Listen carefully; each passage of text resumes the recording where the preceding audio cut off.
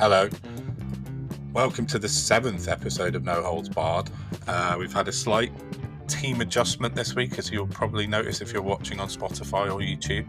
Sal isn't able to be with us this week because if you know her, you'll know her dog Henry sadly died this week, and so she's way too sad. So that's completely understandable. So we've got a special guest host to stand in. You probably already know her if you're watching us from her videos across social media. But if you don't, check her out. We've got Supertanskiii this week. Hi, Tan. Hello. Hey, cool. Yeah, thanks for coming. Absolute pleasure to have you stand in at the last minute for Sal. So that's great. Well, Sal's a legend. It's my pleasure to help her out. So. Yeah, cool. So, as always, we're going to take a look at all things political, social, anything else we can think of. No holds barred. Thanks for listening or watching. Since we kicked off a few weeks ago, we're starting to sort of move up a bit, and we'd be really keen to get everyone else involved. So if you want to find us, check the show notes. I'll put all the details there, but find us on X or email or WhatsApp or whatever you want. But check the show notes, it's all there. And if you want to send us a video or an audio clip, if you don't want to be on video, please do. You can send it via WhatsApp. That's fine. Again, look below. And please, if you see us, or you're watching or listening, you'd love it if you give us a share it with your friends, your family, anyone you walk past in Tesco's. It would really help us spread out the word. So anything you can do would be amazing. Thank you. Right, let's get on with the show. So usually we start with a PMQs roundup from Sal, but as neither have happened this week, we won't bother with that because, we're getting a bit it's a bit pointless that anyway nowadays, but we still like to have a minor format point. It's weird now, I find, because it just, I don't know, it feels so much more subdued, but we're approaching recess now, aren't we? So everything, Nigel Farage already thinks he's on holiday, so yeah. Quiet, hasn't he? I wonder why in the wake of this recent event this week. Yeah, definitely. I've got a bit on him for later, so definitely we'll come to Nigel. As Danny Dyer said, he's got his trotters up somewhere nice, hasn't he? So I like the other T word that he used to describe. I think that's quite accurate here. Cameron and Farage have ended up being, weirdly, two cheeks of the same arse, haven't they? Haven't they just? I know. It's a strange one, but I mean, Cameron called on Brexit, didn't he? So then Farage took it and ran with it. Exactly. Going back to Danny Dyer again. But, so we'll come on to Farage later, but I think maybe I want to start with, again, something I've written about a load of times, Lucy Connolly, because she was back in the news again this week. She's never out the news, let's be honest. And, it's madness. There's a full cottage industry sprung up now, I think, around her. And I did some data analysis through Twitter this week about Lucy Connolly and the usual suspects that kind of pump her up and promote her. So I did a bit of data sort of through X Pro to see who was talking about her a lot. And unsurprisingly, you'll be... no, that's right. All right. You won't be surprised to find out who really is going for it and making a shitload of money out of her, I believe. Toby Young is the deputy, I think, in this CEO company. This company, I think the CEO is Alison Pearson, though. Oh God, I'm not surprised whatsoever. I mean, especially with Toby Young. I mean, he leaps on any bandwagon he can of this type, and it's the same kind of free speech brigade that are trying to downplay the jokes of that so-called far-right comedian. That's an oxymoron in itself, isn't it? Andrew Lawrence, like you've got people like The Spectator, Unheard, it's all that kind of like spiked, weird. Yeah. Sorry, my cat is massively distracting. Thank God it's gone. He's off. This kind of like spiked network. It's all the kind of people that are kind of essentially flooding the zone, creating kind of the illusion of mass consensus, which is leading to white criminals being let off the hook or downplayed. But if it was a person of color, if it was a Muslim, if it wasn't like a white Christian, they would be hounded. If it was a black man from Wales they'd be saying he's not really British and Yeah. need to deport him. So it's and Young is inherently linked to that. And Alison Pearson, some of the stuff that she pumps out is just another level, isn't it? Yeah, it's nuts, right? I mean, let me just look at my figures. So on my little data searches, I found out that sort of I looked at mentions over the last year, just sort of in capture to kind of capture all the data that I could. So I went back to about a year. Wow. She didn't get sentenced until October, so basically everything starts then. But she didn't get too much of a mention in the media in October. She got a couple, but it wasn't really a big deal. So then I sort of narrowed it down a bit and went from March of this year to see, well, is there actually this bandwagon happening? And it is interesting because I did a little rundown. So in third place with the most mentions across social media is the Telegraph, who Pearson worked for. They only had 17 mentions. Excuse me. Second place was Talk TV, which they're pretty hot on this kind of bandwagonism. 42 mentions they had. And Wow. then way out in front from the media perspective was GB News, standard. 74 mentions, so they were nearly double. But since that's in a year. But since March, for example, only GB News is mentioned. They only mentioned her 9 times before March. Wow. So 88% of their mentions has happened in the last 2 months. Yeah. And that's a trend that was across the Talk TV, Telegraph, 88%, 90%, all happening since March. So you can kind of see like the trains rolling in, the gravy train. And they decided to really start going for it then. But looking at, I looked at a few individuals as well. Toby Young, as you mentioned earlier. Julia Hartley-Brewer, because she's often mentioning her, or so I thought. The Free Speech Union and everyone's favourite pub nuisance, Adam Brooks, because they're kind of hot on this stuff. And, similar kind of levels of posting. Apart from Julia Hartley-Brewer, she doesn't mention her as much as I thought she did, to be fair to her. And Adam Brooks has been mentioning it consistently since last year. But Alison Pearson has posted 184 times about Lucy Connolly. Wow. Yeah. And of that, since March, has been 174. So she posted about 10 times in 8 months. And then since March, she's posted 174 times about Lucy Connolly, Impressive which is, data. So you're a data man. You like to get into the links yeah, I of do. shares on, and this is specifically on X, right, or Twitter, as we all Yeah. call it. Purely Twitter X for this stuff. It's a I've brand. been doing it a bit with media stuff. I did a byline thing for them about it, about Reform's excessive media coverage a few months ago as well, It's relentless. because I haven't got the capacity to kind of expand out of X to do Facebook and TikTok and all that as well. But I thought X gives you a little snapshot at least. X, I would say, is where the algorithm is most jacked, Mm, specifically now towards the right. It's kind of like a combination of the dead internet theory and an SS yeah. rally is how I describe it. Okay, fair enough. It's become another level, and I mean, Mm, TikTok was very much the same in the run up to the elections. I mean, it was riddled with bots. There was a study by the mm, Guardian, a thread on this, which found like disproportionate flooding of the zone, and that's how the mm, far right are pushing these tactics, and that's mm, how it becomes profitable, and it's incremental.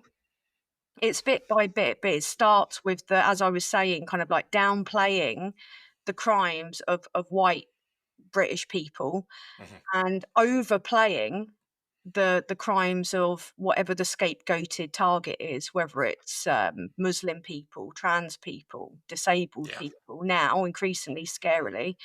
And I think we're going to start to see this, unfortunately, with women's rights and abortion. Um, Mm, they're not just ideologically linked to MAGA reform, they're also kind of taking the money of reform mm. associates. And there's an incredible amount of profit in this, like, and that's why they're all just leaping on the bandwagon as far as I can tell, because Mhm. unfortunately they're commodifying racism and extremism and creating this illusion of a mass consensus, which is going to lead us down the path of, like most of the world being under authoritarian rule, and it's terrifying. So Mhm. that's a nice little cheery interjection from me, but it's it's where I fear it's going. Yeah, I agree totally. And there's something I was going to talk about later as well, which kind of feeds exactly into what you've just said. And it's the way that the right use statistics to manipulate, as you said, like to sort of create the illusion of mass consensus. They use this per capita data. They always go on about per capita statistics. And I wrote a huge long another data thing about it the other day, and how it's it's a hypothesis at best, but it's being weaponized, like you said, to demonize. And it's immigration is the biggest sort of one that you see that per capita being bandied about. But yeah, disability, trans, everything, anything that they want to marginalize is now being fed into that kind of meat grinder as well. And also the algorithms are kind of skewed towards it, because all you've got to do is Mm, click on one thing and you are just flooded. Like, this happens across all social media, but as we know now, mm, Zuckerberg's taking the fash dollar, isn't he?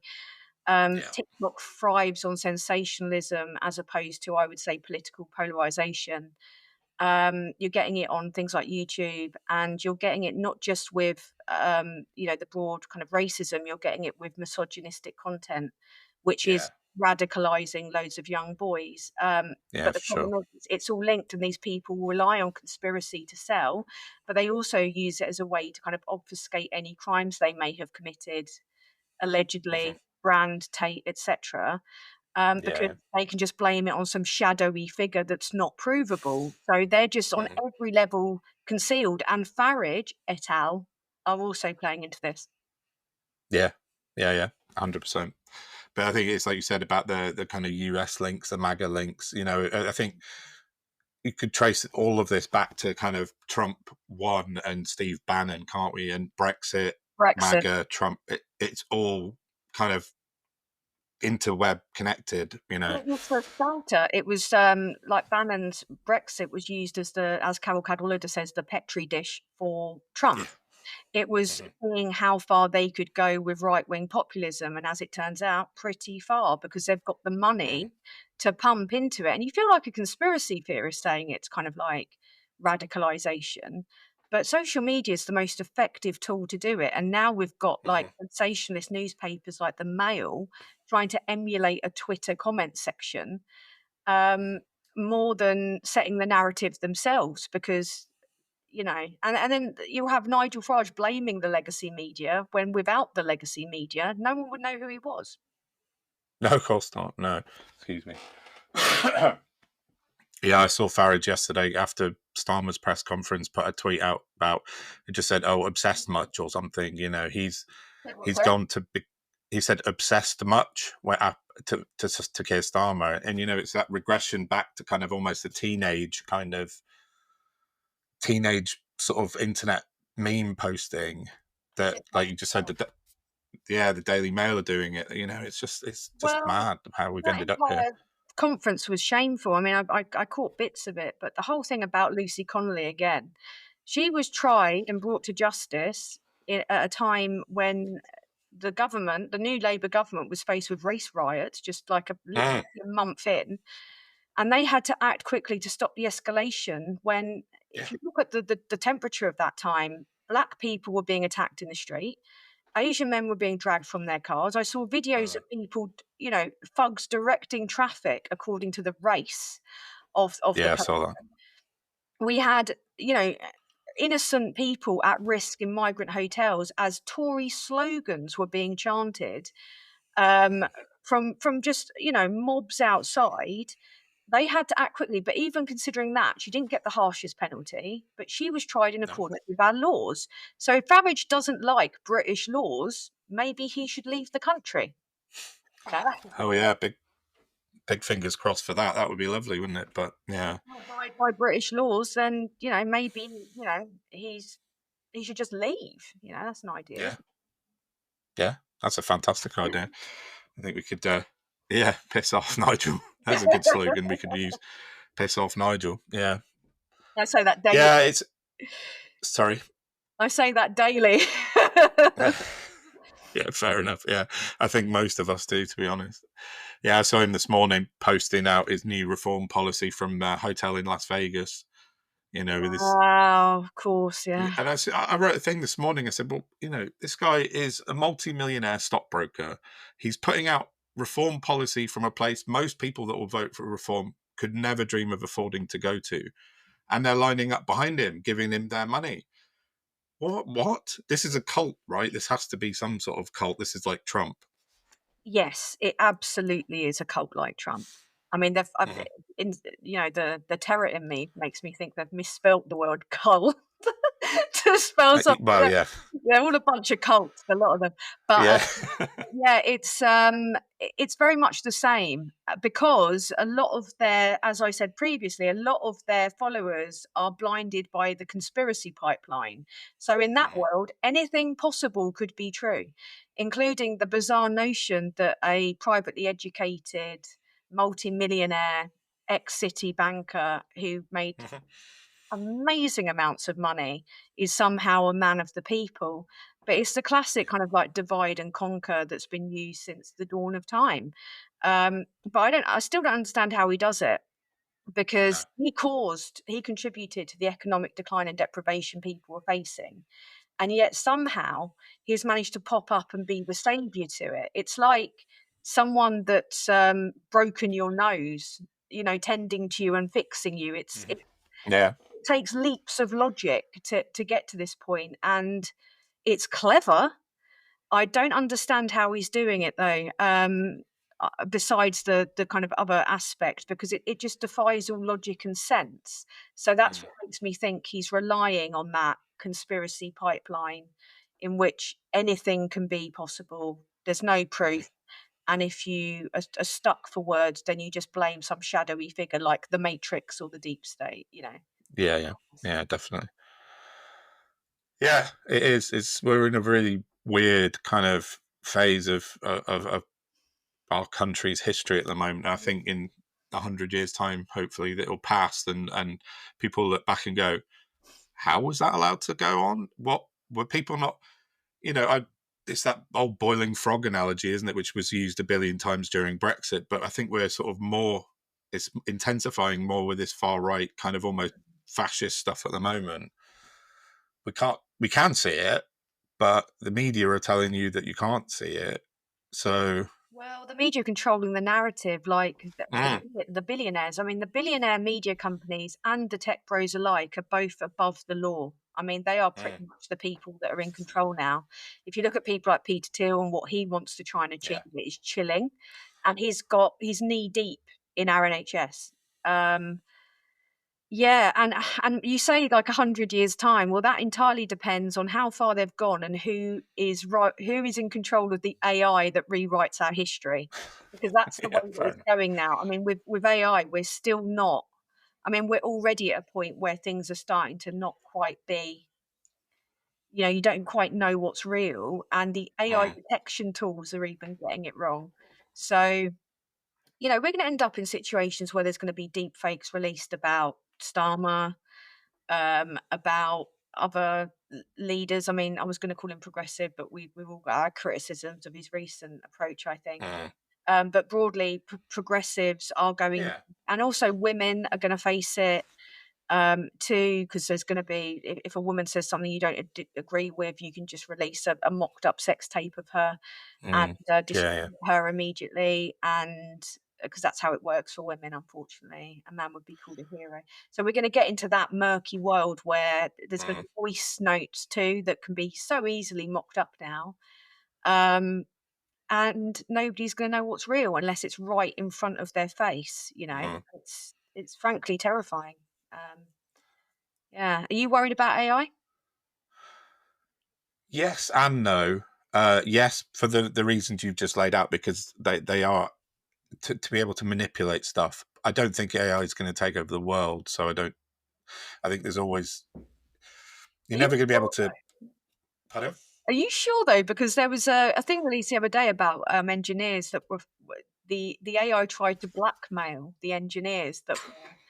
It actually tried to blackmail. It was a little bit like open the pod bay doors how, it was a bit. Right. Yeah. Yeah, it was all a bit. It's getting that way, and they carried on regardless because what could go wrong? What could go wrong? Wow. I'm still trying to be positive about it. And I listened to a podcast about it a few weeks ago, and some data scientists were saying, well, there's always going to be a fail-safe. You're always going to be able to tell one way or the other that something's AI. Whether I don't know. It looks scary at the moment, though. I have to agree, definitely, from especially the stuff that you were saying about the deep fakes and all that. That's politically going to be really difficult to counter in a few years' And time. historically, I mean, how are we going to be able to, if there's fake news broadcasts that people, how are we going to be able to tell? Because at the moment we just about can, but it is going. Yeah. It's getting more advanced by the minute. Oh, it is definitely. It's moving on so quickly. That's the scary thing about it. I think that people are really getting frightened about in the last 3 years, AI has gone from not very much to being part of everything we do. I look on my phone, it's got AI, WhatsApp's AI, Twitter's AI. Everyone's got an AI working now. Even this pod recording software uses AI now. So, pardon me. But there's different I've levels, just got, aren't there? I mean, it can be a useful tool, but then I fear that it's also going to make people like extra lazy, and it'll be like, oh, I'll just take care of that thing for you that you don't really quite want to research. But then it could be with fallacies, and you have to double check it. Because I tested ChatGPT for research the other week just to see. Everything I do is handwritten, and I take it from sources like Reuters, etc. It made so many mistakes when I went through and fact checked. I saw a stat that didn't quite look right about reform voters, Labour voters moving over to reform, and it had to correct itself. And then it was like, well done. As a content creator, you should be checking up on me. And I'm like, okay, this is weird. This is that weird. is a bit weird. Yeah, there's limitations. I mean, there are positives, but yeah, there are limitations. But I'm just worried about when it gets near art. I just don't think it has any place in that kind of No, arena. I agree. That's a Oh human. yeah, totally. Yeah, as a musician and someone who's obsessed by the creative, that's been my job for years. I've been a creative. It kind of has put my little sort of self-employed job out of the window, to be honest. I did it for 20 years as a graphic designer, just working for myself. But now people can just do it in seconds using AI. That's the worry. As a photographer, I've had this. I've been annoyed at Photoshop since the beginning. I'm a purist, so I'd always take. Yeah. I've got like my little analog camera behind me. Like I would. Yeah. I've got like a collection of them. I do it all on film, and I hated Okay. I refused to use Photoshop. But the thing with graphic design, that is decimating graphic It designers, has. because people can just tell it to draw something, and I mean it's not as good. A lot of the AI No, pictures it's not. are naff, but it cuts out the cost, which is Yeah, the that's it. the It's graphic designers will make.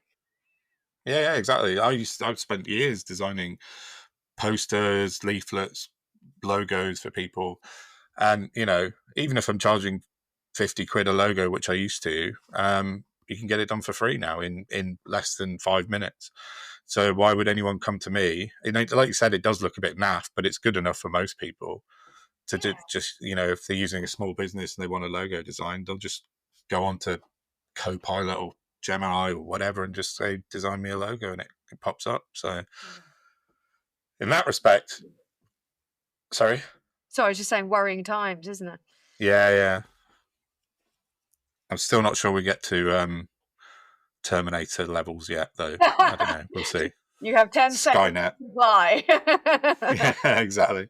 We'll see. I mean, hopefully something else happen before then, but it's just the pace of it, like you said earlier, it's just, that's what's scary is how quickly it's moving. Well, it all has. I mean, if you look at where we were in terms of like social media, etc., I feel like tech has advanced so much quicker than our brains. Because if you go back to the old times, it was like, I mean, even the emergence of photography. printing Mm. presses. There was kind of like big gaps for people to catch up. And I think Yeah. it's having a massive problem in terms of human behavior.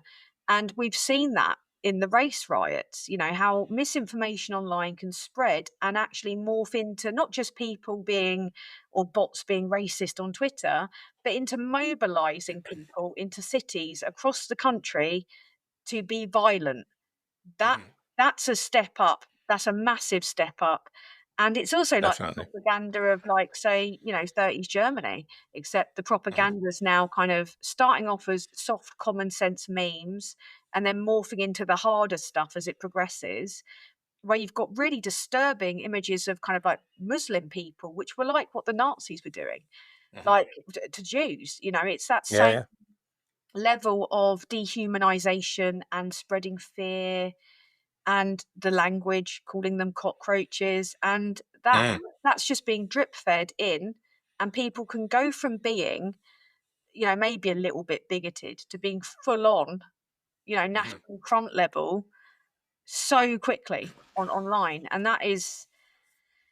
And when people are not kind of as connected with each other where they can talk it out, or it's all virtual communication, that creates the problem where people can't be talked out of it or talked Yeah. down. Sure. So that's my fear, is we're just gonna get more of it. Hence why I think the police are releasing the skin color disturbingly of Mm. perpetrators, and where people like Connolly are being treated as just a mum who was concerned. Hmm. You know, Yeah. Exactly. No. No. We mentioned it on the pod a few weeks ago that the sort of kind of commonalities with Nazi Germany in the 30s and when they started the propaganda. And I think we're almost there. It's the only thing we're not got yet is the kind of uniforms and the militarism part of fascism. But almost every other bit, worryingly, is ticked off, and it's a real that frightens me more than AI does. and the I think. normalisation of it. I mean, this Yeah. is the thing. It is being far right talking points are being normalised on Mm. national television. When you look Yeah. at the fact that they're allowing people, I mean, Tice is almost like a co presenter on Question Time. That's how commonly he's Hmm. featured. And when these people, or like people like Young, etc., are invited onto like LBC to talk about things, none of their kind of like shady links are ever revealed. And No. the Tufton Street lot, the Institute for Economic Affairs, Hmm. like there's no question of the funding, opaque funding, oil funding Hmm. normally, and they're allowed to normalise to the public everything that's being talked about on Twitter or other places or Telegram groups or Facebook, where a lot of bot Yeah. activity is normalising racism. So you've got this kind of like non-traditional, the bear pit of social media, and then you've got this all being affirmed by places that should be calling it out, and that harks back to Farage and Brexit, because you would Yes. have Farage talking nonsense on a panel, and there would be very little in the terms of like, no, he was put as an equivalent to an economist. So Yeah. Yeah. I mean, the false equivalence, the platforming Hmm. of the far right, it is leading us down a path that I really feel, especially with the billionaire funding, is unstoppable at this point. Yeah. My only hope is I don't think we're quite as split down the middle as the US is, for example. So the US, I think, is fairly 50-50, isn't it? And I think in the UK, if you go to the pub or you go down meet your friends or go outside, you don't see that so much. So I think people are still scared to be openly fascist in real life, hopefully. I don't think that, I think we're less racist as a country, basically. And I'm hoping, clinging on to that kind of hope that we are. But I know what you're saying about social media is absolutely right, and the mainstream, as they call it, media as well, is now propping it up. But I just like if I go out with my friends, you don't hear that so much. But But yeah, I suppose like as white people, we're less likely to experience it too, though, because a lot of the people true. that are of people of color have experienced like a massive uptick. Mm. Um, but also, I think the thing that anchors us is the news sources, because even though the BBC is headed up by free Tories, it's a much more disparate selection of news sources in America. And I saw a really Yeah. important thread. I can't remember the name of the person who did it, who outlined the difference in that and cited the BBC as being an anchor, even though it is sadly going that way. The bias of Kunzberg, the Mm. bias of Mason is quite obvious to people that Oh yeah, there, it yet is. we're still being told that it's a bloody lefty outlet. But that is that is like one of the key anchors, I think, because you've got the craziness, which I think GB News is trying to emulate in the US. Oh Uh, yeah, definitely. but It's I Fox think, News, isn't it? well, absolutely. But if you look at the hate crime uptick post Brexit and recently, it is increasing. Meanwhile, far right extremism is still being downplayed, despite an increase in what would be considered terrorism if the perpetrators were brown. Mm. It is the same. We had an MP killed by a far right extremist. Yeah, It's serious, but they've been proven to not focus on it. And one of the people that were put in charge of that, a Tory MP, was actually an Islamophobe, an open Islamophobe who downplayed right wing extremism and overplayed right wing left. God, what's it? Islamophobic. yeah. No, not Islamophobic. God, Islamist. Islamist extremism and Yeah. the far right. Yeah. Mm. Sorry, I Yeah. totally muffed that up. No, it's absolutely fine. As I said, it's just this is what we do. We just I chat, and it's fine. remember my words sometimes. I'm sorry. No, it's fine. Well, yeah. No, I Edit agree. it. Yeah. That's fine. So, I'm sorry, I'm taking you yeah. so far off topic 'cause I'm a chatty wanker No, sometimes. this is exactly what Sal and I do. So it's absolutely like fits perfectly. So no, it's great. Yeah. Okay. Let's look at what I then my last. Oh no, sorry. I got two things I noted down, and they kind of it's the same stuff again. It's all linked in. But I wrote a big long post about the use of the far right and the right weaponizing per capita statistics to create their own narrative around particularly immigration, but as you said earlier, trans people, disabilities, anything they want to use statistics wise, they use this per capita figure. And I saw Katie Lamb MP stand up in the House of Commons 2 weeks ago, I think it was now. And she said, well, she was talking about immigration as usual, but she basically said Afghans are 20 times more likely to be sex offenders. In the Wow. House of Commons, she said, and I just thought, what? That's you. It's such bad faith, um, saying something like that at the dispatch box. So I had a quick look, and I actually contacted her for some. I said, "Where's your source, please? I want to see the source." She didn't reply to me, of course, but I think from what I could find, it seems to be not Tufton Street, but Tufton Street adjacent Centre for Migration Control. Wow. Completely opaque, right wing funded think tank, basically set up solely to demonize kind of immigration. So, and that seems to be where that number comes from. And sort of, I just sort of sat back, quite astounded really that someone would say that in the House of Commons that you're 20 times more likely to be attacked by an Afghan than you are by a white British man. And you're like, well, that's just complete bollocks. It's nonsense. So I wrote a big post about this and everyone per capita statistics, and it's irrelevant really per capita because you're not going to be able to ever prove that statistic. You're not going to have 1,000 Afghan guys and 1,000 white British men all from the same background, all with the same kind of socio-economic background in order to make that stick. It just doesn't work. But I got about 150,000 people reply to that post and sort of get involved in that post on Twitter. Really? Yeah, most of them were bots, a lot Yeah. of bots, all claiming to be statisticians. Yeah, of course. I'm a statistician. What you're saying is complete bollocks. It's used to, I'm not denying the use of this per capita figure. It's useful in terms of GDP if you're comparing a massive country to a small country. Mm. But when you're talking about human beings, it's completely hypothetical garbage. But yeah, that went really went off a bit on Twitter, and it was just I got a pile-on from a guy called Connor Tomlinson. Have you come across this guy? Rings a bell. He's a kind of big number Christian nationalist right winger. I've probably blocked him then. Yeah. Yeah. Oh, he's worth blocking for sure. But Why he not? piled in, and then it went a bit nuts. But sorry.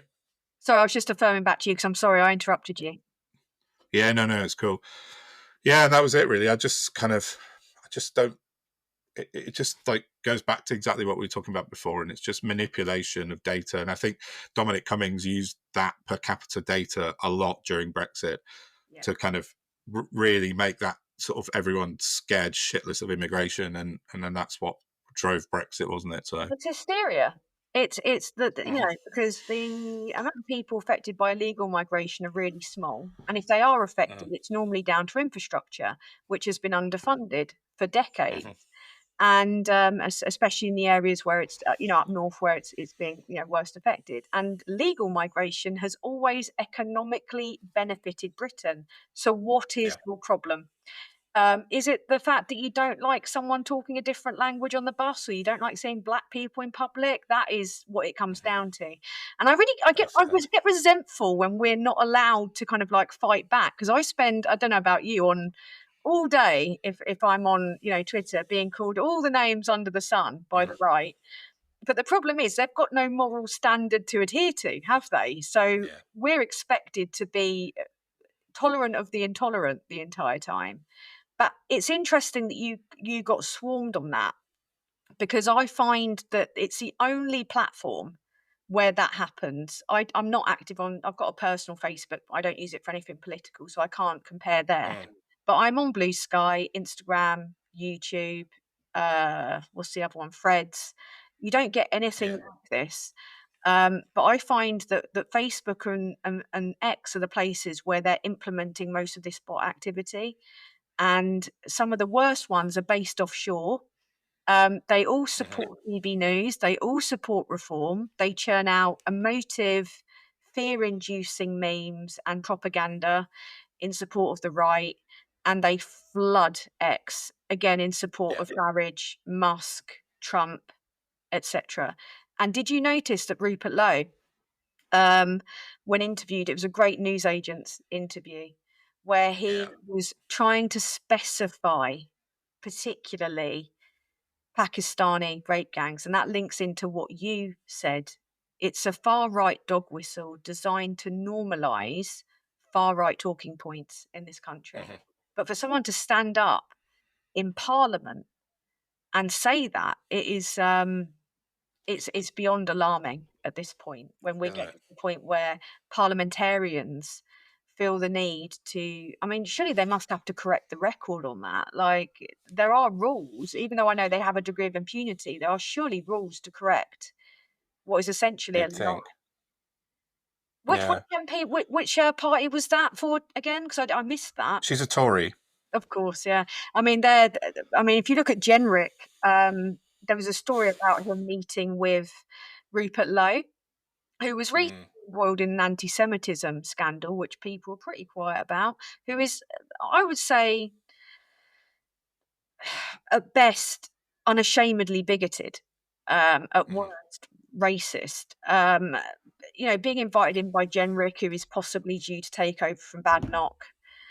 He's positioning himself, I think, to be the successor of Badenoch, and he is full blue kip. Oh yeah, definitely. It's a dark path that we're treading, isn't it? But I'm really interested in learning more about the data that you were talking about around Connolly, and who you said it was GB News that was putting out the most on that. Definitely was.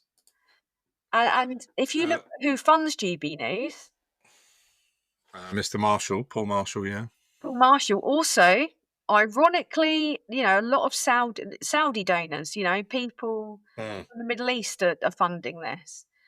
And if you look at the links, a lot of the bot activity has all the hallmarks of Russian, definitely Russian funding, and they've got the kind of like the same tactics as is used by them.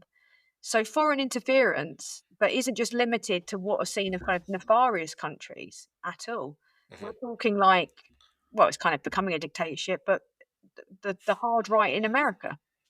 Hmm. Yeah, for sure. It's still foreign Yeah, interference. yeah, it is. After that thing that happened in the week in Liverpool, Julia Hartley Brewer obviously jumped on it, like a lot of them did, and kind of tried to immediately weaponize it for their race baiting agenda. Mm. And I wrote to her.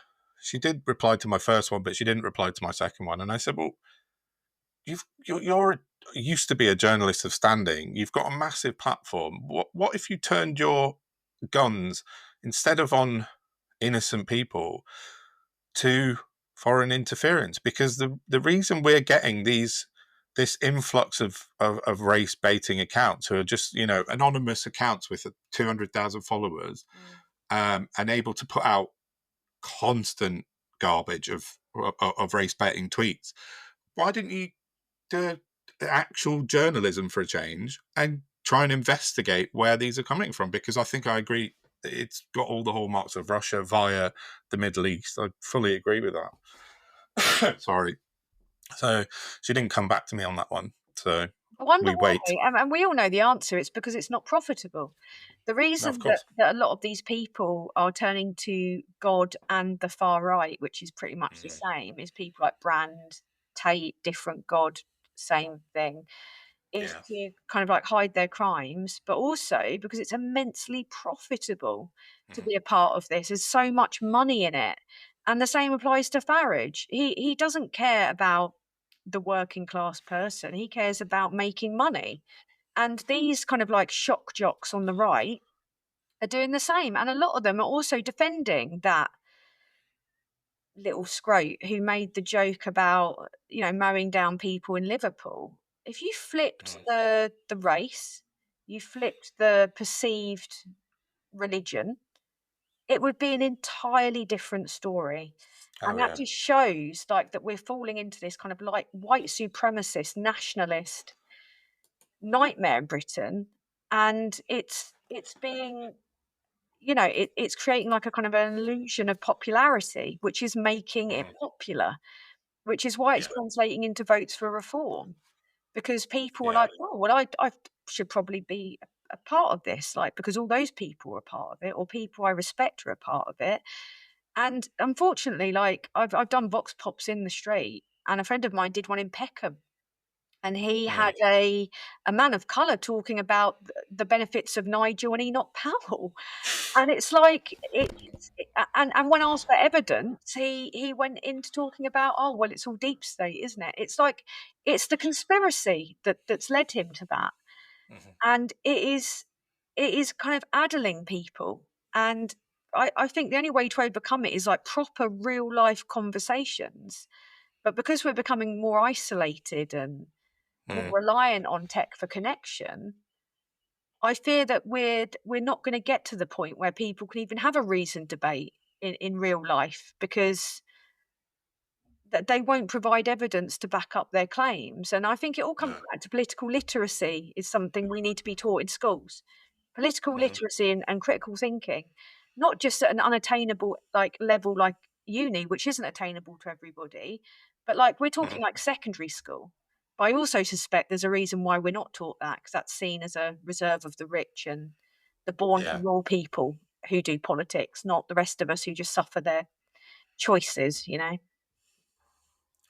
Yeah, we had Esheru on a couple of weeks ago, and we were talking about very similar sort of things. That I think what's driven Sal and I to put this together is Mm. we've come from a place where we're not part of that establishment elite. When we don't sound like them, we sound different, but we have the same, if not better, knowledge. We've got the same, if not better, research skills, and we want to really make this,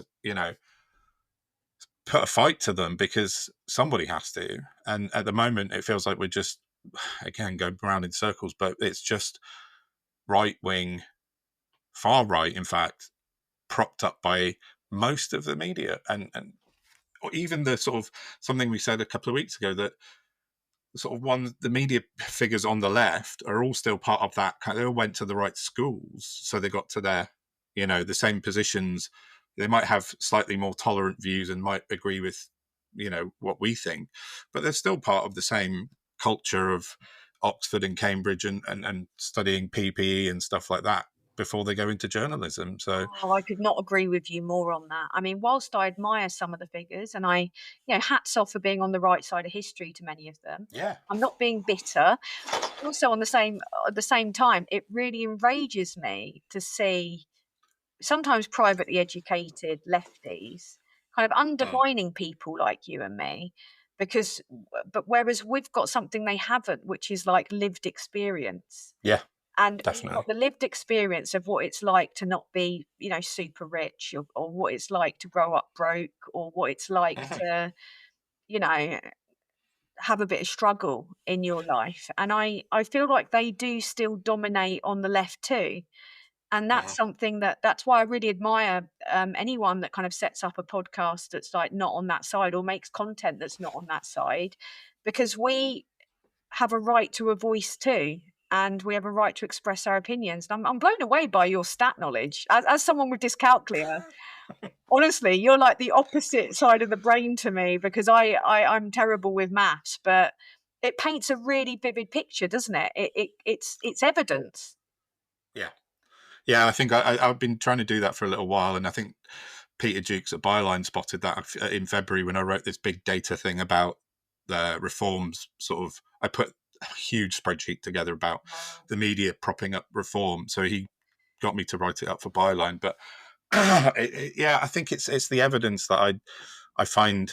I try and write about it in a non kind of statty way, but Mm. then back it up with the figures, because then it kind of it's sort of a two-pronged attack, isn't it? Because you can go, well, actually, what you're saying is a load of bollocks, because look, I counted, and you can see that Alison Pearson's mentioned Lucy Connolly 100 and whatever times. It's not a kind of like ethereal, nebulous thing. So, I can prove. I like to be able to prove what I say, and I think the numbers. Luckily, I'm okay with numbers, so I think it's nice to be able to do that. So, Just a bit yeah, okay with numbers. Whereas I'm more of a wordy bastard myself. I mean, whilst I yeah, do implement like you, like I will research the stats, but mm, I'll have trouble trying to kind of like read them. But you're so right. You've got to base the kind of narrative that's going on around the stats. Otherwise, people probably just zone out and they're like, "Oh, you're yeah, bloody nerd. You're just giving me a bunch of." exactly.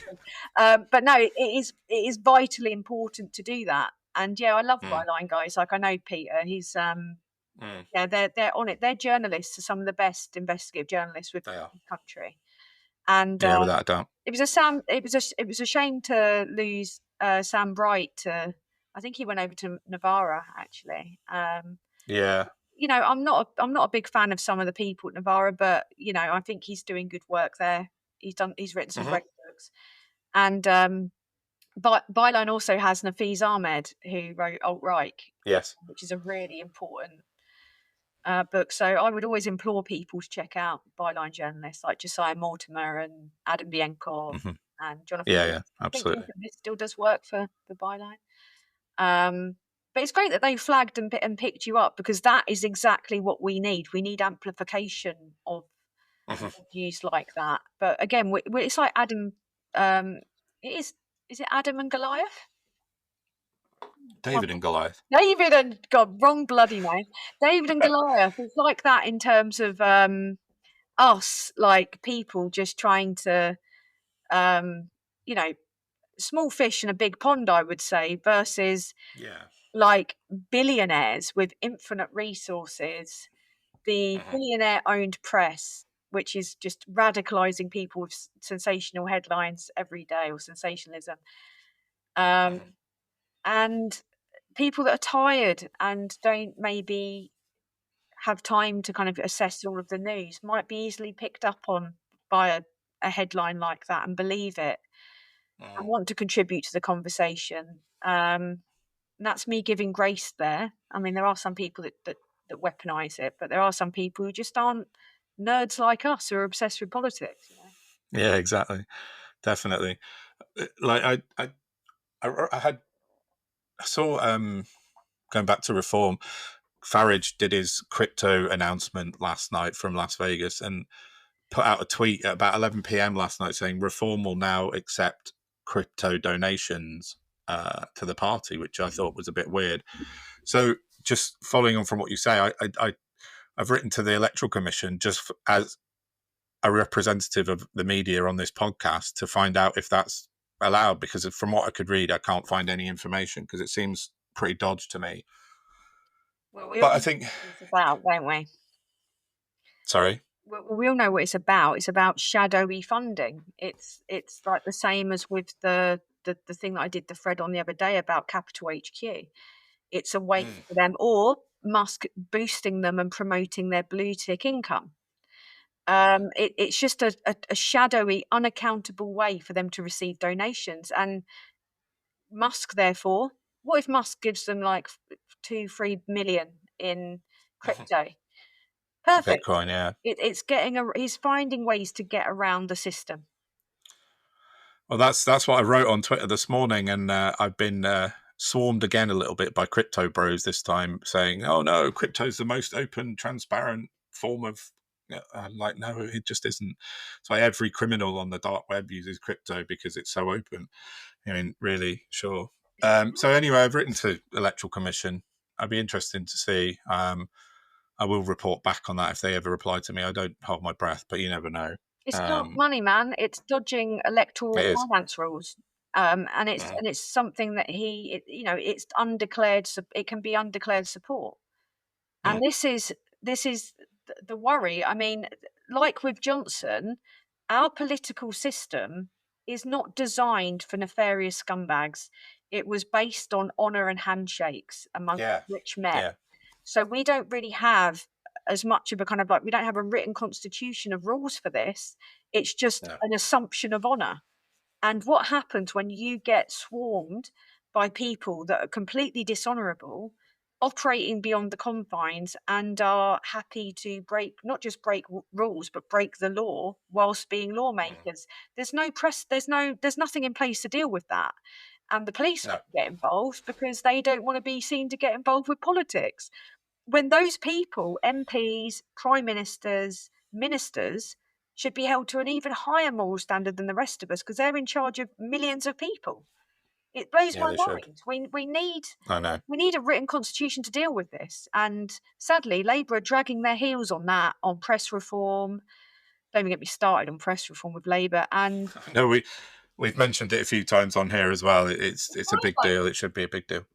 It's like what? Sorry? It's mind-blowing. And not just that, like standing up to the tech bros, which frankly should have been done 15 years ago to stop them getting this powerful.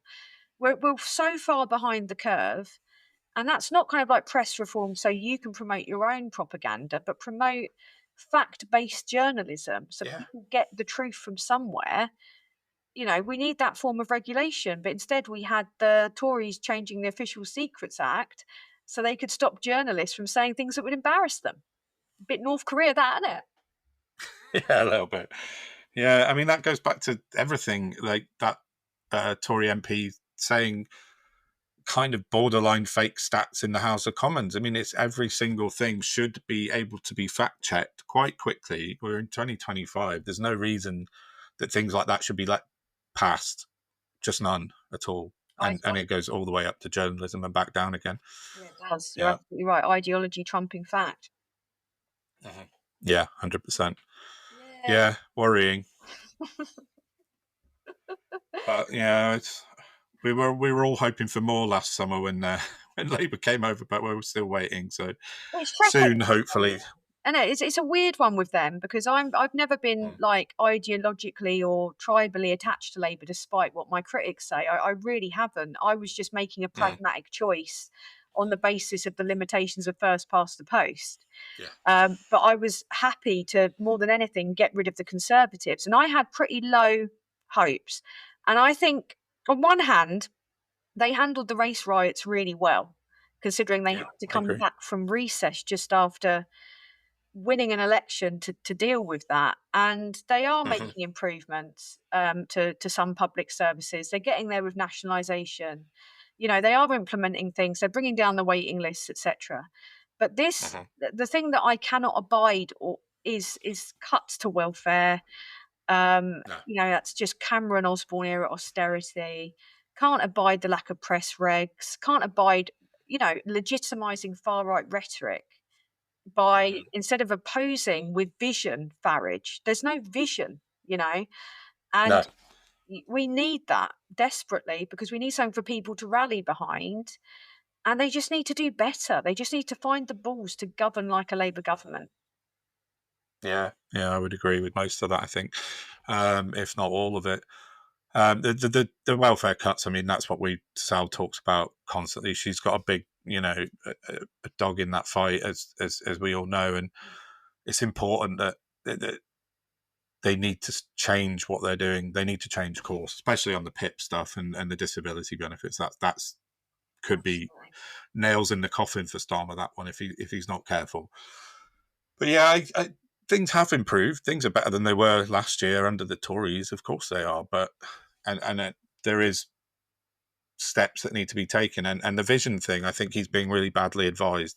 I think, doing that conference yesterday specifically to target Farage, that he's just playing into their ballpark, I think. And I think, You're right. yes, they need to counter him, but did he really need to do a press conference and then get bombarded by questions about why is he the man of the people and you're not, and your dad was a toolmaker but you're not, and all this sort of crap that he has to put up with? He just put himself into that situation unnecessarily, I thought. He's letting Farage control the narrative.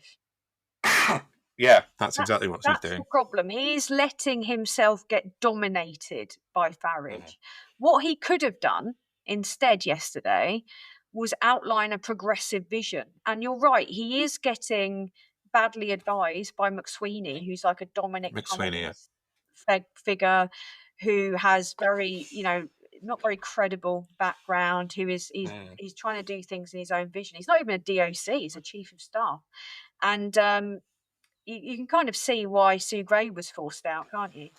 But yeah. it's disastrous, mind you. At the same time, Starmer, if I see a fire and it's hot, I don't put my hand in it. Like he needs to have a little bit of savvy when it comes to how this is playing out, because yeah, reform look popular, but they look popular because they're selling something, and sadly, that thing is hate, right?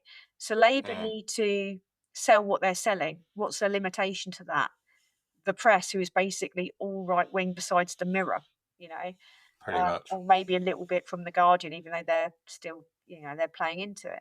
So he needs to make sure that he gets a control on the information sources, because if you don't have some element of control on the information sources, they're gonna own you. So fuck it. Like if you want to reverse Brexit, do it anyway. They're gonna hound you anyway. Mm, Just do it.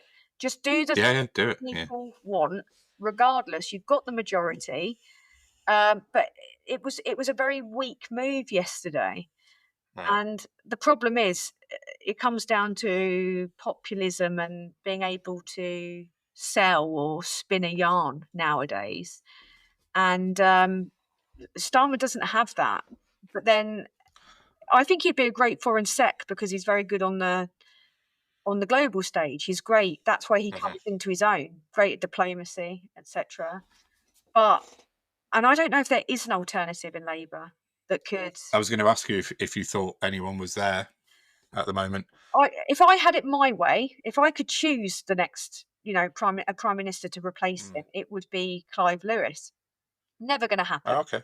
Never going to happen. Angela Rayner too. Never going to happen Mm. because they're too progressive. And Angela Rayner's a northern woman. She's not going to get a look in. Yeah, She would be I smeared. know. But if I fear you would get continuity Starmer, which would be Wes Streeting. Right, straighting. Deeply unpopular because of his needless attacks on trans people. Yeah. Not popular with progressives. A bit of a weird droid, I would say. A bit odd, that guy. Um, so it'd probably be someone. It would go to the deputy. Deputy would be in with the running, which is Ange. I Hmm. I think there's a lot of really great backbenchers that would do a much better job, but they're not going to get a look in Mm. because the whole win from the centre left. Well, that's changing because the Overton window is now like an arrow slit, isn't it? So yeah. I don't know what to do, really. I know, it's strange, isn't it? I had a bit of a deep dive into Wes Streeting a few episodes ago. He's a strange character, and he came from a very worthy start in being a trade unionist and stuff, and then ended up at PricewaterhouseCoopers somehow before he ended up in the Labour Party. So that's quite a disconnect in his kind of politics. And now he's a bit, I don't know. He would sit quite easily in the Conservatives or the Labour Party, I think, Streeting, wouldn't he? So I would say the kind of old, what the Conservatives were before they went Winkit. I would say he's that era. What is it called? It's it's not. I wanted to say wage, but it's not, is it? I can't remember the term. There's a term for like the moderate kind of small C Conservative kind of thing. But there's a term for it, and it's fallen out of my brain. But more that kind of era, the kind of Cameron era, like kind of like centre right. Centre right, yeah. But he's a brilliant communicator. I mean, he's unflustered, which gives me kind of like immediately, if people are unflustered communicators, it gives me kind of like American Psycho vibes. It's like there's something Bateman kind of, You're great at doing this because you're a psychopath, Not saying he is, but he's very good at comms. But I think also people like Emily Thornberry is. I saw her in an interview with Woodall the other week. Goodall, sorry. And she's got this really weird kind of like whispering, almost ASMR. Yeah. Like she was whisperboarding him almost with like this calm sales pitch. And I was like, that's really interesting. Plus she's very popular with the gay community. So I'd like to see her in a minister role. But sadly, I think a lot of it was kind of like very, I don't know, like almost Osborne era people in his cabinet. That's what Starmer went for, and with Reeves with the fiscal approach to give the impression that they're fiscally trustworthy. Like we're safe, We're not quite like the last lot, but we're also, we're going to do a bit of good. But we're kind of like continuity economically. Maybe not to split the markets, I don't know. Yeah. Yeah, they got to be careful. It's interesting you say about Emily Thornberry. I've always thought she would have been great up at the sort of spearhead of the party because she's so intelligent and she speaks so well, even though she does do that little whisper kind of communication. But I've never heard her speak badly, I don't think. I mean, I might disagree with stuff she said, but in terms of her communication skills, she's up there with the very best of them, Thornberry. Yeah, man, she's unfuckwivable is what I'd call her. Like, yeah, exactly. Yeah, you get flustered. No, not at all. Not shaken by anything. No. Yeah. It's calm, and it's believable. And this is, but mind you, I was talking about this with a few friends the other day in my like politics chat group, and we were thinking like people like the Greens they're having like a leadership contest, etc. And we were talking about how they've got that kind of maybe more kind of like middle class, lovey vibe about them, or that's what people associate with them. Not me personally, because I've got absolutely no beef with the Greens or the Lib Dems, to be fair. And we were talking about how they need like a kind of, I think again, Labour would benefit from this, like a kind of Mick Lynch figure, because that's the antidote to Farage. Mick Lynch, incredible communicator. Everyone loves him. I forgive him even for being a Lexiteer because he's so good at what he does.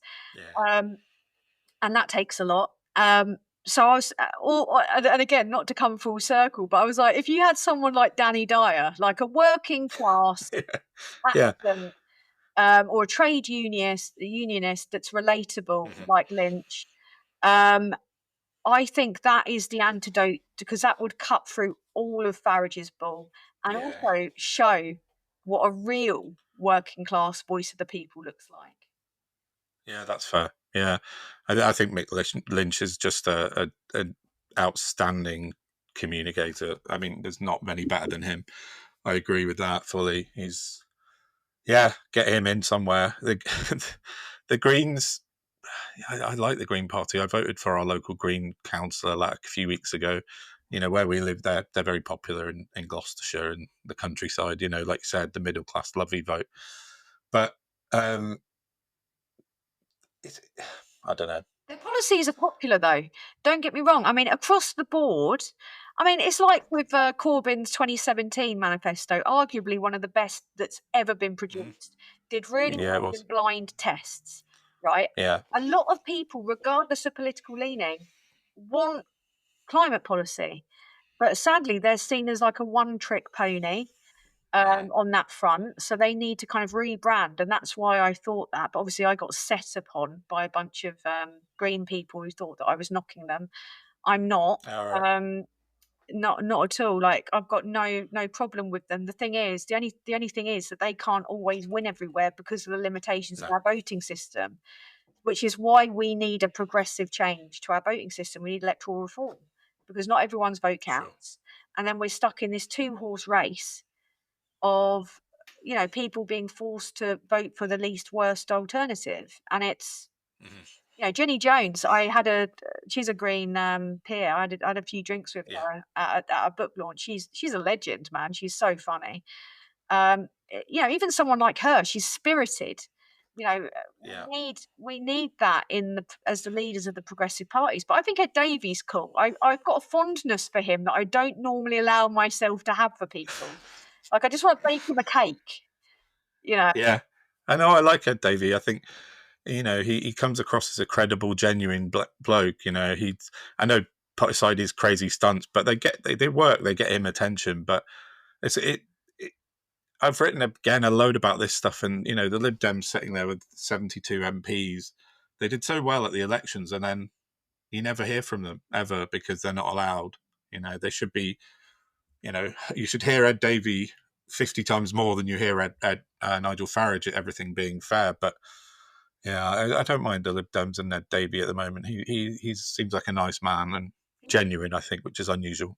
yeah, man, and he was very clever with his electoral campaign. Not only was it really funny, I mean, one of my highlights of the general election was seeing like an interviewer struggling with a canoe, like paddling uphill, Yeah, trying to keep up. as he was just casually kneeling with a paddle, like on a bit of water, just giving this interview, like so calmly and casually. Yeah, And it was so clever. And the reason he had to do that was to fight for the attention. Because I'm yeah, sure you've done the stats, as you were saying, on all of this, yeah, yeah. in terms of the disproportionate coverage that Reform got. Hmm. And again, people buy what they see and what they are sold. Hmm. They put things at Of eye course. level in shops for a reason, right? And Reform Yeah. is being put firmly in the eye level.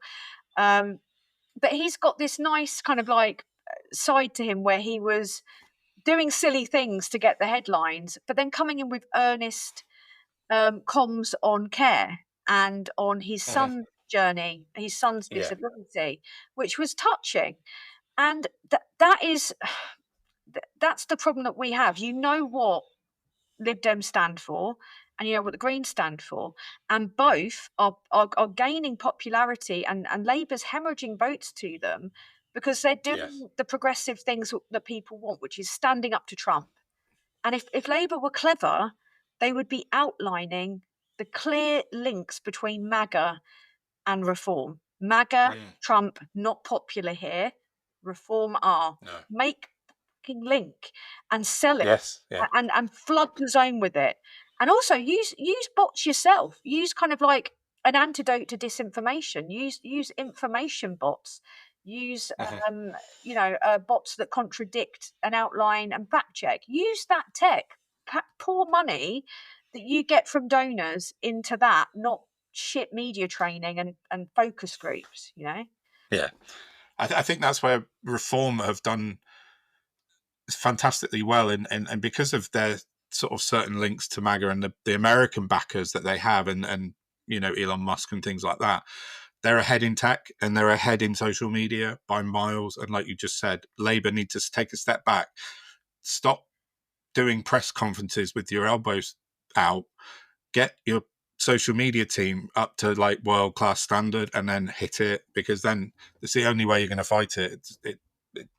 That's the way they have to do it, I think. No, you're absolutely spot on. This is the Yeah. fight back. I mean, I think I often joke, and I'm not being conceited, but there's a bunch of us that have been making videos for the last 5 years online. And I was like, if Mm. these guys had come to us in a credible way Yeah. and ask for a bit of help, because we're, even if we weren't ideologically aligned with Labour, I think we would have helped them out just because we hated Yeah. fucking Tories. Um, That's it. Exactly. but they instead, I think, opt for, people that are green, fresh out of college or uni, Hmm. possibly privately educated, in agencies. And they're putting out memes that weren't even funny. They're outdated, but weren't even funny 5 Yeah. years ago. It's Exactly. depressing stuff. It's not how you connect with people. It's not how you connect, and it's not how. No. Also, the people they need to be targeting aren't the people that would understand those memes anyway. They're doing relatively Hmm. well in the lower age groups. What they need to do is they need to go for the people in the middle, Hmm. disillusioned purely due to their lack of vision and their poor sales and their abysmal comms, like abysmal Yeah. comms. Like I do. they're almost apologetic about things that they're doing well. They need to do what the right wing would do, you know, a mediocre white, I don't know why I said white, but right winger, but normally they are. Mm. Let's face it, Usually. as an antidote to the racism. I mean, and go out there and just unashamedly own it and sell it. Like have a bit of confidence, because Hmm. half the time when he's doing a speech, Starmer looks like he's like being held hostage in a It does. in a warehouse or something. And he's not a natural communicator, but he has got earnest. I don't Mm. know, man. They just need to fire their director of communications if they have one. I mean, Yeah. they did. I do. I agree. Yeah. Yeah, I think that would make all the difference in the world to Labour if they kind of just restructured that entire communications kind of team that they have. Get Malcolm Tucker in, or get Alistair Yeah. Campbell back. I know Alistair Campbell's controversial, not least due to the Iraq mess, but I Mm. think he's one of the best DOCs the country's ever known. Yeah. He was good at it. Utilize him, or get Capaldi in, make him play Malcolm Tucker, and get him Yeah. to shake up the department. Yeah. Fuck yeah. Do that. Yeah. I might tag Alistair Campbell into this because he recently followed me on Twitter. I was quite excited about that. So yeah, Been let's have following me for Alistair Campbell years. Yeah, back. he used to show me videos because I made a video on Jacob Rees-Mogg and the Sovereign Individual, the book his dad wrote, and all Mm. the links to Merck, Oh yeah. and reference one of Alistair Campbell's things. Yeah, he used to. I mean, I think that was before he started the rest of his politics, I think. Mm. But yeah, he's followed me for a while. The person that made me cry when they followed me on Twitter was Armando Iannucci, because he is Oh, that's my nice. all-time comedy hero, like Yeah. unbelievable comedy writer. Yeah. Top drawer. Yeah, that is top drawer. Definitely. I mean, Mm. I was just like, I like threw my phone back. I was like, ah! He like, honestly, I have to say, I think Succession, that Jesse Armstrong owes a lot to Armando Iannucci, because I think Succession Yeah. is very much an American Murdoch style version of the thick of it. Mm. Yeah. Yeah. Definitely. Yeah. Cool. Right. Let me look at what time are we on? Oh, an hour and 13 already. Okay. So, anything you want to talk about specifically? Um, I think I've nattered on at you enough. I think the thing that I did do a thread that, and I'm going to do more of them. But I'm also going to make this into video content. I would urge people. I'm probably preaching to the choir here, but I would urge people to have like a look at the links between Farage, MAGA, Russia, and the Mm. international far right network. Morton Schmidt, when he was in the EU, Farage was making links with the far right back then, whilst doing no Mhm. work and allegedly, reportedly giving his huge taxpayers' money to his mistress. So we've heard, the rumour persists. Mm. But also to have conversations in real time with your family members, with your friends. Talk to each other. Remember what that's like. And if you see people kind of like falling into the conspiracy pipeline, try and call it out.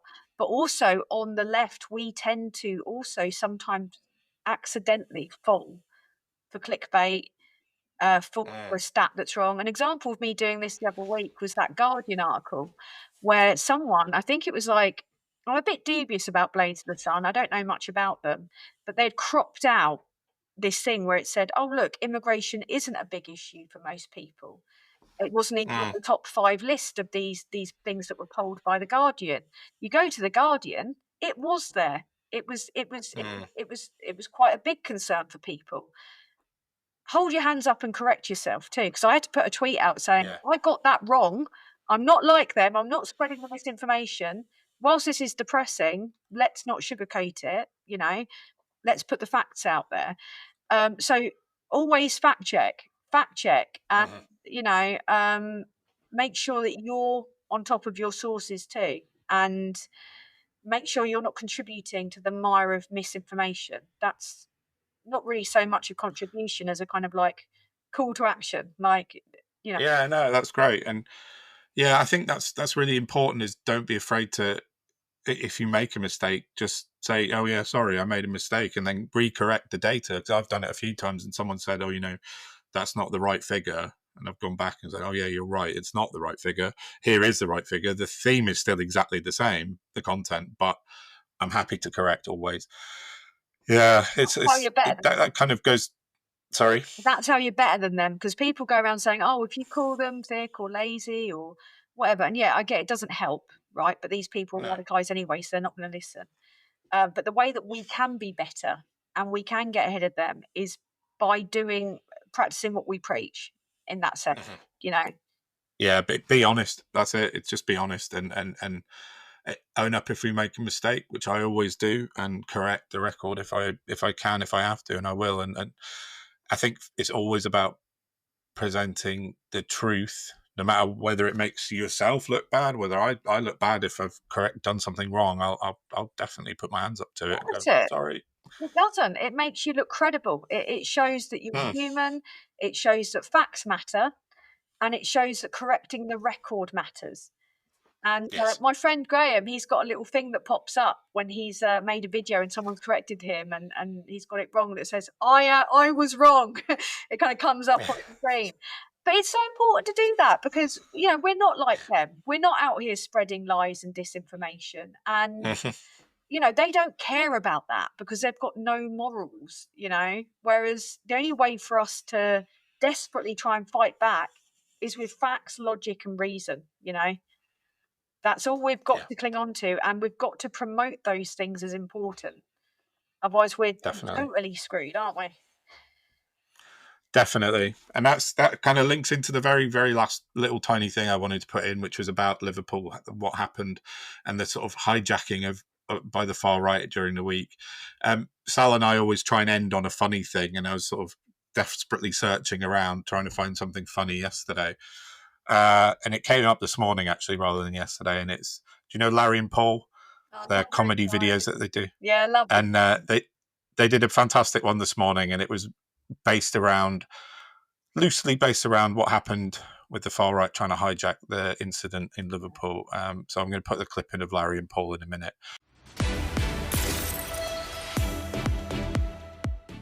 Welcome to Broken News.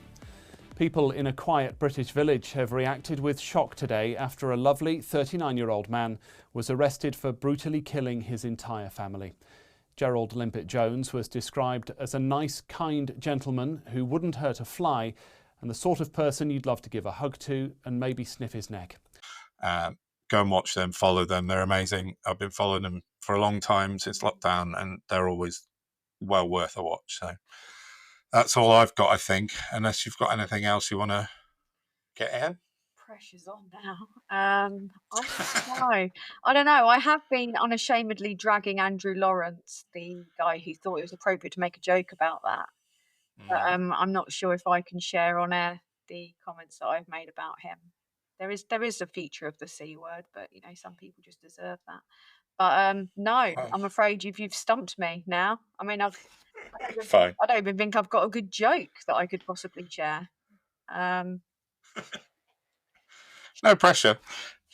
We can just say goodbye and then that's fine. But yeah, I mean, Sal always does the little outro, but she always says like, share and subscribe, and we'd love it and really appreciate it if anyone watching or listening would share this about, because I think we're trying to, as we've spent the last hour or so talking about combat, fight uphill against a really big machine. And so the more we can get out there and sort of spread the truth, spread the love, spread the joy, that would be much appreciated. So yeah, and that's it from me. I think that's all I've got.